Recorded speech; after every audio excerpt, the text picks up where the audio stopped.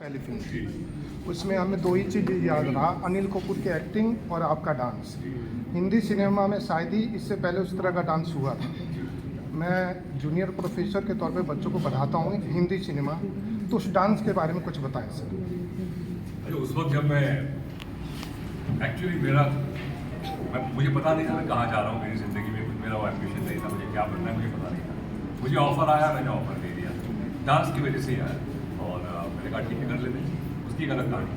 लेकिन जब मैं गया था तो पहली बार सरोज जी जो कोरियोग्राफर थी तो उन्होंने डांसर जो होते हैं उनकी इंडस्ट्री के हमारे वो सबको बुलाया और बोला कि अभी ये लड़के उस ज़माने में नया था, जो फिल्मों में होता था उससे काफ़ी फर्क था आपने कहा।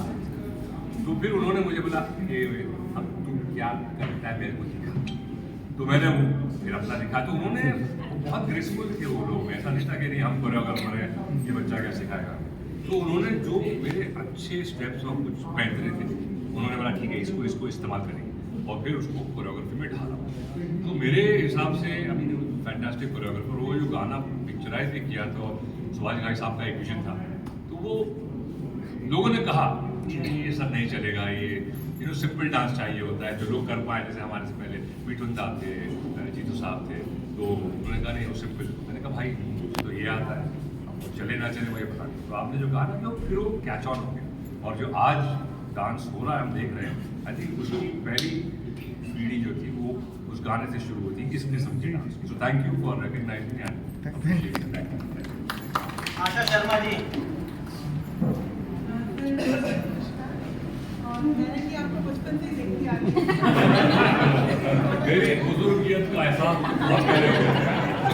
तो सर आपके जैसा डांसर और गोविंदा जी सर के जैसा डांसर हमने हमारा कहीं नहीं देखा, और मुझे लगता है शायद होगा भी, क्योंकि जो डांस की मूवी हुई था या जो शुरुआत हुई थी और जो गोविंदा सर के आज हम स्टेप्स देखे वो आज मुझे लगता है आज कोई भी कर सकता है।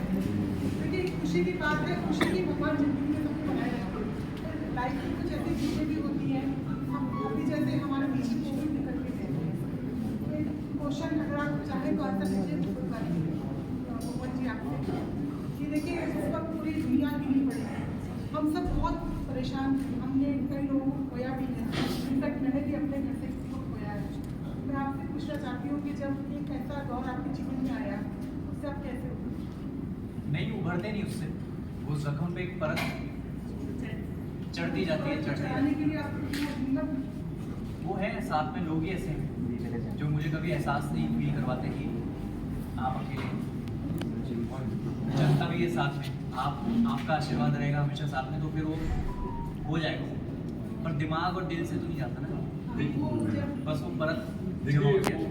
अगर आप रब से जुड़े रहे ना तो कभी आपको ये नहीं होगा कि आप अकेले।